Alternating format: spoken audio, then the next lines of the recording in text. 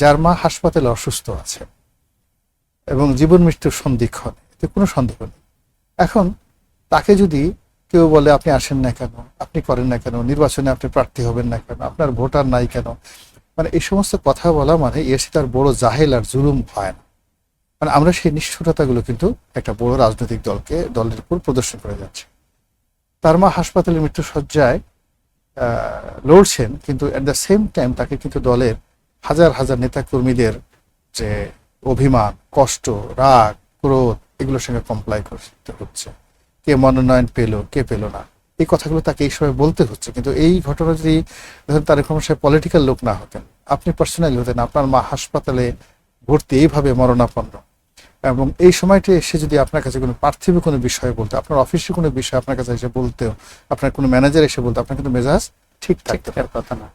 কিন্তু তাকে এই সময় বসে সান্ত্বনা দিতে হচ্ছে, দলের পক্ষে ভোট চাইতে হচ্ছে, প্রার্থীদেরকে নিবৃত্ত করতে হতে যাচ্ছে। প্রতিপক্ষ এই সময় আবার তাকে নিয়ে ঠাট্টা করছে, তার যারা রাজনৈতিক কর্তৃপক্ষ, এবং যেন তেন না, এই রাজনৈতিক কর্তৃপক্ষ মানে সেই 1975 থেকে নভেম্বরের 7 তারিখ থেকে তারা কিন্তু মানে এই 14 মাস আগ পর্যন্ত বিএনপির সঙ্গে তারা বন্ধু হিসেবে মিশেছিল। কিন্তু হঠাৎ করে গত 14 মাসে তারা এত নির্মম, এত নিষ্ঠুর হয়ে গেছে যে এখন একটা সময় যে বিএনপির সঙ্গে তাদের কোনো সম্পর্ক ছিল, এটা এদের আচরণ দেখে কিন্তু মনে হয় না।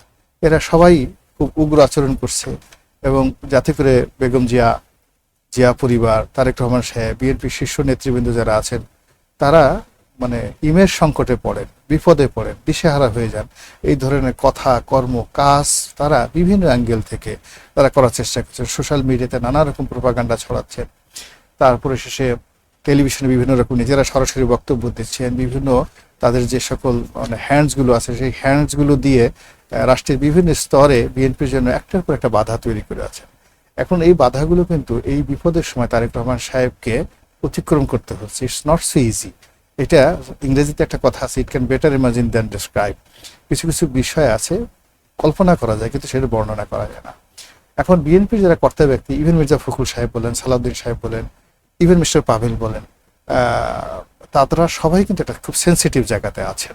সব কথা তাদেরকে জিজ্ঞাসা করাটাও ঠিক হবে না, আর সব কথা কিন্তু তারা বলতে পারছে না। দলের মধ্যে মানে অনেক কিছু ঘটছে।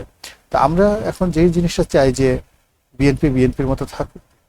তারা একটা বড় রাজনৈতিক দল, তারা তাদের ব্যাপারে খুব ভালো করে জানে যে তাদের কি করতে হবে, কাকে মনোনয়ন দিতে হবে, কখন তারেক রহমান সাহেবের দেশে আসতে হবে। এটা তারেক রহমান সাহেব ভালো জানে, তিনি আসবেন কি আসবেন এটা তার ব্যক্তিগত ব্যাপার। এটা নিয়ে আপনার আমার তো বলার দরকারটা কি।